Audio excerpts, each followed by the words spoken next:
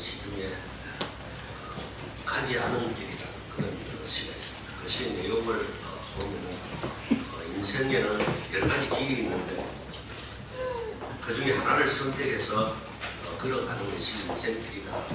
그런 내용의 시입니다. 어떤 사람은 교사가 되고 어떤 사람은 또 직장인이 되고 어떤 사람은 의사가 되고 어떤 사람은 사업가가 되고 이렇게 모든 사람들이 다 각자의 길을 걸어가게 되는데 어떤 길이 더 행복한 길이다, 어떤 길을 잘 선택한 길이다 이렇게 말할 수는 없다는 겁니다. 솔로몬을 보면 그렇습니다. 솔로몬은 부귀영화를 한 몸에 지녔던 사람입니다.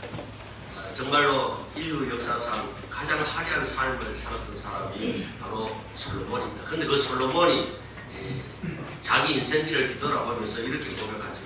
전도서 1장 2절에 헛되고 헛되며 헛되고 헛되다 모든 것이 헛되다.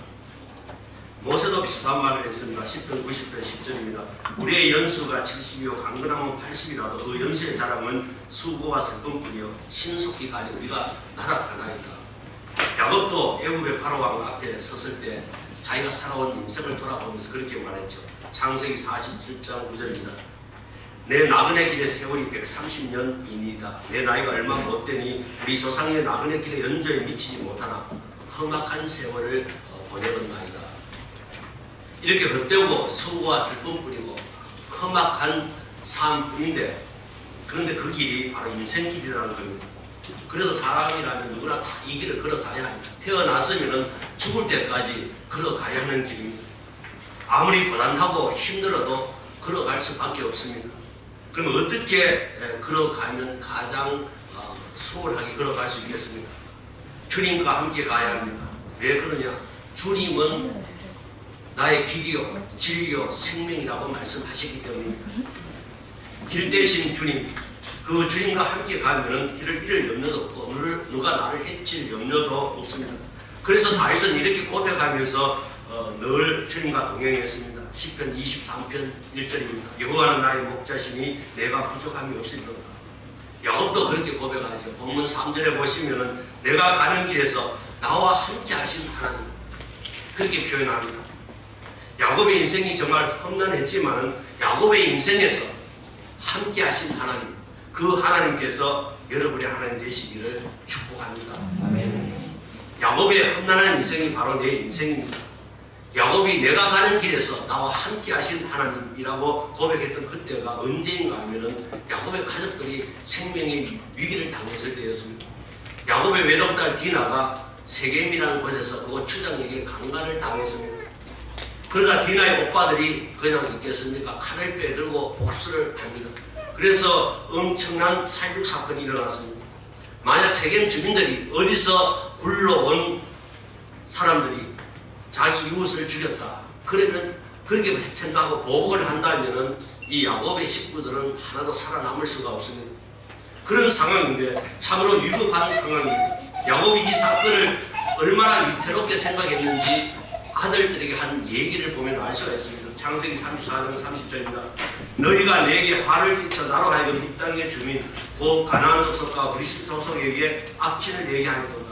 나는 수가 적은즉 그들이 모여 나를 치고 나를 죽이리니 그러면 나와 내 집이 망하리라. 야곱은 자기 가족들이 다른 족속들의 공격을 받아서 멸망당할 것이라고 생각했습니다. 야곱이 이렇게 위기의 순간에 빠져 있을 때 찾아온 분이 계셨는데 바로 하나님이십니다. 하나님이 야곱에게 찾아와서 이렇게 말씀하셨습니다. 본문 1절입니다. 하나님이 야곱에게 이르시되 일어나 베델로 올라가서 거기 거주하며 내가 내 형 에세 낯을 피하여 도망하던 때에 내게 나타났던 하나님께 거기서 제단을 쌓아라 하신지라. 형 에서에게 쫓겨서 도망갈 때에도 이 함께 하셨던 그 하나님이 위기의 순간에 또 나타나셔서 야곱을 지켜주셨습니다. 하나님이 이렇게 야곱과 동행하시는데 누가 야곱을 해칠 수가 있겠습니까? 야곱이 한평생 험악한 세월을 살았지만 그러나 그때마다 위험할 때마다 하나님이 야곱을 보호해 주시고 야곱을 지켜주시고 야곱이 가는 길에 야곱과 함께 계셨습니다. 야곱은 이스라엘 역사에서 아주 특별한 인물입니다. 이스라엘은 그 이름이 야곱의 이름인 것을 봐도 알 수가 있습니다. 이스라엘의 역사 속에서 만약 야곱을 빼버린다면 아무런 이야기도 시작될 수가 없을 겁니다. 이스라엘 민족을 이해하기 위해서는 반드시 12지파를 이해해야 합니다. 왜냐하면 그 12지파의 기원이 바로 야곱의 12아들들이었기 때문입니다. 그런데 야곱을 이해하지 않고서는 이스라엘의 기원을 이해할 수 없다면 야곱은 아브라함에게 약속하신 선민의 뿌리입니다. 그러니 야곱이라는 이름은 이스라엘 민족은 물론이고 지금 기독교인들이 모두에게 중요한 의미를 갖고 있습니다. 왜냐하면 야곱은 하나님의 특별한 인도와 은혜를 받으면서 이스라엘 민족을 형성해 갔기 때문입니다. 그렇다면 야곱의 삶은 보통 사람하고는 뭔가 좀 다를 것 같습니다. 근본적으로 뭔가 달라야 되고 또 평범하지 않아야 합니다. 범상치 않은 삶이어야 할 것 같습니다. 그러나 야곱은 우리처럼 너무도 인간적인 사람이었습니다. 우리와 똑같은 사람이었습니다. 야곱은 하늘에서 떨어진 존재도 아니었고 삼손이나 엘리야처럼 하늘에서 그 어떤 힘을 끌어와서 능력을 보여주었던 사람도 아니었습니다. 아주 평범한 사람이었습니다. 야곱은 쌍둥이로 태어났습니다. 형이 에서였는데 야곱과 에서는 환하게 달랐습니다. 형 에서는 남자 중에 남자였습니다. 성격도 터프했습니다. 사양도 잘했습니다. 반면에 야곱은 내성적인 성격을 가지고 있었고 그리고 주로 부엌에서 어머니 일을 도왔습니다. 이 두 사람은 쌍둥이면서도 아버지와 어머니의 서로 다른 생각 때문에 서로 경쟁하는 관계가 되어버렸습니다. 아버지 이삭은 에서를 지나치게 사랑했습니다. 어머니 리브가는 또 야곱을 편애했습니다. 한마디로 야곱의 가정은 시기와 갈등과 편애로 가득 차 있었습니다. 그리고 언제 폭발할지 모르는 그런 문제가 일어날 가능성이 있었던 가정입니다. 이런 어머니의 편애 때문에 야곱은 장자의 축복을 속여서 가르쳤습니다. 이 사실을 알고 난 에서가 그냥 가만히 있었겠습니까? 동생을 죽이려고 작정합니다. 어머니 리브가는 에서의 분노가 그래도 한 1, 2년 지나면 풀릴 것으로 생각을 합니다. 그래서 야곱을 외삼촌 라반의 집으로 피신을 시킵니다. 그런데 에서의 분노는 20년이 지나도 수그러들지 않았습니다. 20년이 넘도록 동생을 죽이려고 그 마음을 품고 이를 가지고 있었으니까 얼마나 무서운 일입니까? 그러니 야곱은 돌아오지도 못하고 삼촌 라반의 집에서 아내를 얻기 위해서 14년 동안 종로가 됐습니다. 종은 아니었지만 한 푼도 품삯을 받지 못했으니까 종이나 마찬가지였습니다. 아내를 얻기 위해서 14년 동안 머슴살이를 하고 난 야곱의 나이가 얼마였습니까? 50대 중반이었습니다. 낯선 객지에서 눈칫밥 먹으면서 열심히 일했지만 무일품이었습니다. 자기 재산은 아무것도 없었습니다. 그런데 14년 동안 이 무일푼이었던 야곱이 6년 만에 거부가 되어버립니다. 그런데 이렇게 거부로 만들어주신 분은 바로 하나님이셨습니다. 그런데 야곱이 거부가 되자 야곱을 미워하는 삼촌과 사촌들이 그냥 더 이상 그냥 두지 않았습니다. 그래서 더 이상 같이 살 수가 없었습니다. 그런데 삼촌 집을 떠나니 이제는 형을 만날 것이 두려웠습니다. 실제로 야곱이 오고 있다는 소식을 들은 에서가 자기 사병 400명을 데리고 야곱을 죽이기 위해서 달려오고 있었습니다. 그런데 보세요. 이 위기에서도 야곱을 보내주신 분은 역시 하나님이셨습니다. 하나님은 야곱의 이름을 이스라엘로 고쳐주시고 에서가 야곱을 죽이지 못하도록 야곱 에서의 마음을 감동시켜 주십니다.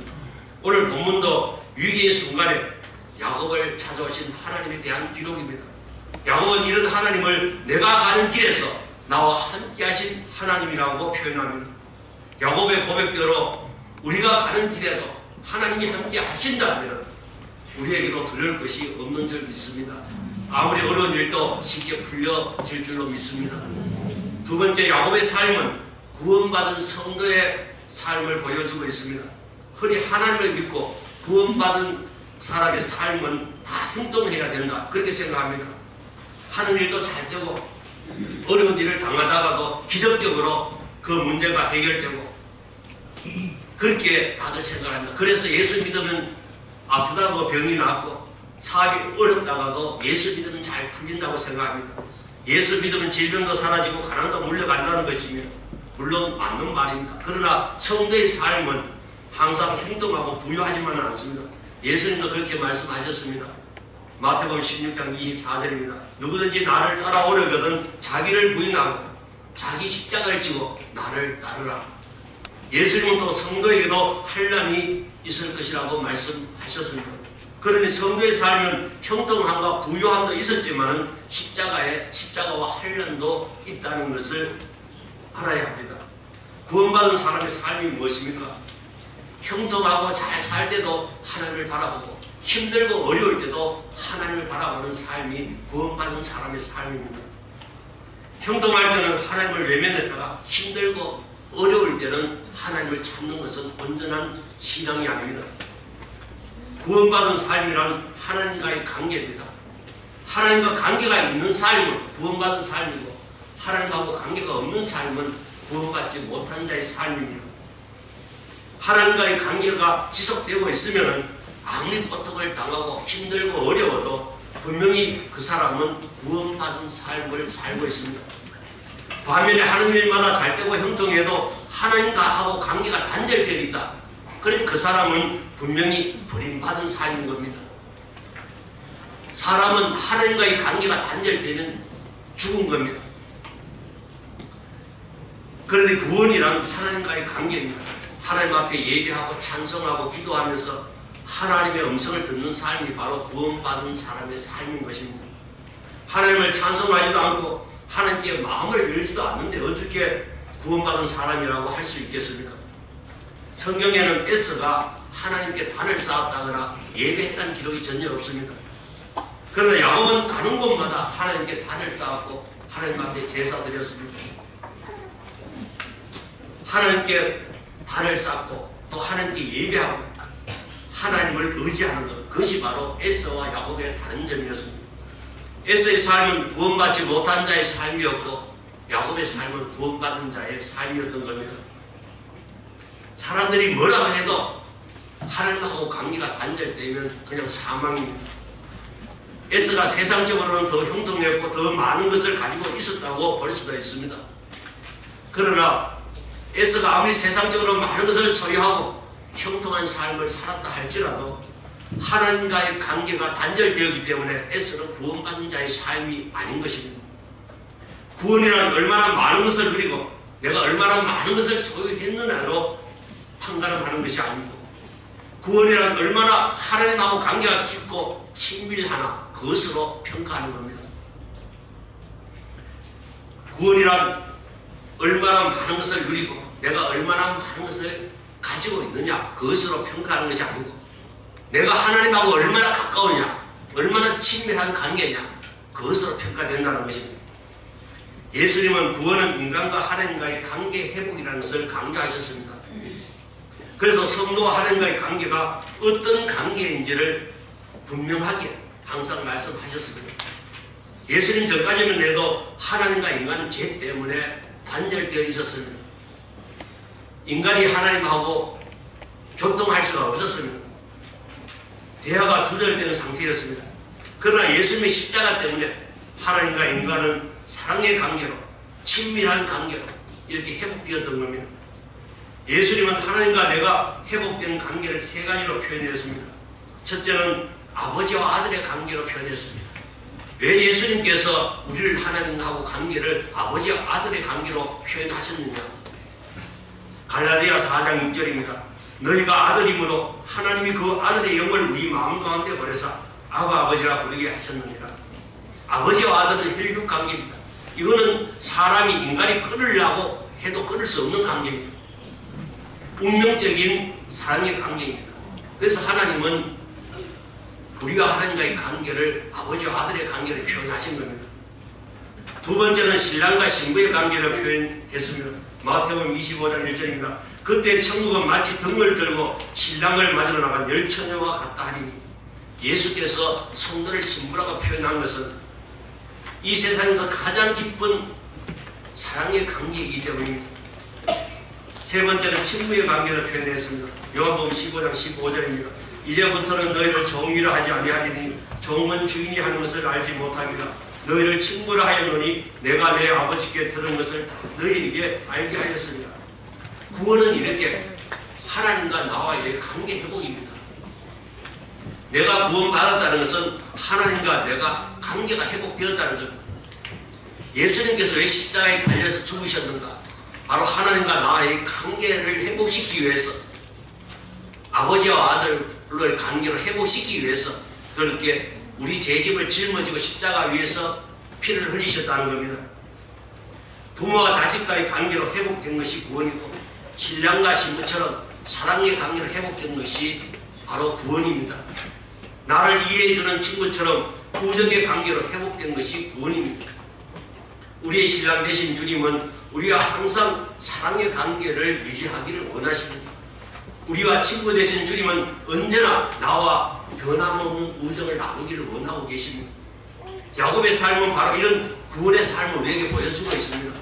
야곱은 우리에게 고상한 인품을 보여주지 못했습니다. 그리고 야곱의 삶 속에는 큰 은사도 나타나지 않았습니다. 불가능을 가르쳐 하는 그런 어떤 기적, 능력 이런 것들도 야곱의 삶에서는 볼 수 없습니다. 또 야곱의 가정은 모범적인 가정도 아니었습니다. 그러면 야곱이 도대체 우리에게 주는 교훈은 무엇인가? 야곱의 삶에서 우리가 무엇을 교훈받을 수 있는가? 야곱은 인생길에서 하나님과 동행하면서 끊임없이 하나님과 관계를 유지했다는 겁니다. 이것이 야곱의 장점입니다. 위기의 순간에도 야곱은 하나님과의 관계를 통해서 그 문제를 해결하려고 했고, 자기 방법으로 해결하려고 하지 않았습니다. 외로운 순간에도 야곱은 하나님과의 관계를 통해서 그 외로움을 회복하려고 했습니다. 사람을 통해서 그 외로움을 회복하려고 하지 않았습니다. 어디로 가야 할지 모를 때도 야곱은 하나님과의 관계를 통해서 가야 할 길을 발견했습니다. 바로 이것이 야곱을 통해서 우리가 볼 수 있는 구원의 의미입니다. 예수를 믿고 교회 다닌다는 것은 무엇입니까? 구원받았다는 것은 무엇입니까? 바로 내가 하나님과 친밀한 관계를 유지하는 것입니다. 잠언 3장 6절입니다. 너는 범사의 그를 인정하라. 그리하면 내 길을 지도하십니다. 범사의 하나님을 인정하는 것이 바로 구원받은 자의 삶입니다. 전에는 내 마음대로, 내 방법대로, 내 생각대로 문제를 해결했지만 이제는 하나님의 방법대로 하나님을 의지하고 그 문제를 해결한다는 겁니다. 이것이 구원받은 자의 삶입니다. 말씀을 정리합니다. 정말 별 볼 없었던 야곱인데 우리하고 조금 더 다를 바가 없었는데 그 야곱이 하나님의 축복을 받았다는 겁니다. 첫째는 야곱은 믿음의 축복을 받았습니다. 2절입니다. 야곱이 이에 자기 집안 사람과 자기와 함께한 모든 자에게 이르되 너희 중에 있는 이방 신상을 버리고 자기를 정결하게 하고 너희 의복을 바꿔 입어라. 여기서 야곱의 믿음을 볼 수 있습니다. 야곱은 하나님을 바라보면서 자기 집에 있는 모든 사람들에게 우상을 버리라고 말합니다. 그리고 더러운 의복을 벗고 새 옷을 입으라고 합니다. 이것이 야곱이 받은 믿음의 축복입니다. 구원받은 하나님의 사람은 당연히 내 주변에 있는 모든 우상을 다 묻어버려야 합니다. 그리고 더러운 옷은 벗어버리고 이제는 새 옷으로 갈아입어야 합니다. 전에는 세상 옷을 입고 있었는데 세상 속에서 살았는데 이제는 하나님이 주신 의복을 입고 의의 옷을 입고 예수로 옷 입고 그렇게 하나님이 원하는 삶을 살아야 한다는 겁니다. 이것이 구원받은 사람의 삶입니다.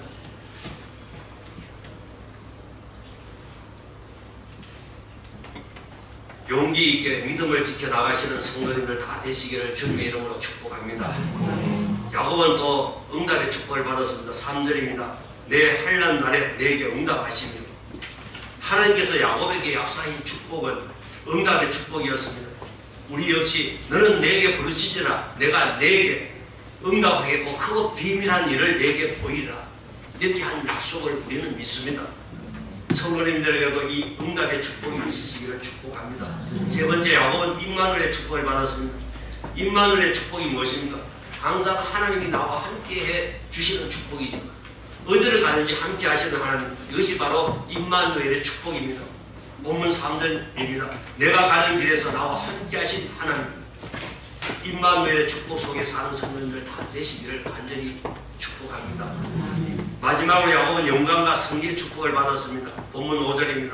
하나님이 그 사면 고울들로 크게 두려워하게 하셨으므로 야곱의 아들들을 추격하는 자가 없었더라. 야곱이 받은 축복은 영광과 승리의 축복이었습니다. 하나님이 친히 싸우시니까 어떤 원수도 대적할 자가 없었다는 겁니다. 악한 마귀가 한 길로 치러 들어와서라 7길로 물러갔습니다. 새해에는 성도님들의 가정에 이런 놀라운 축복이 임하시기를 주님의 이름으로 축원합니다. 야곱이 이런 축복을 받았다는 것은 바로 야곱의 신앙 때문이었습니다.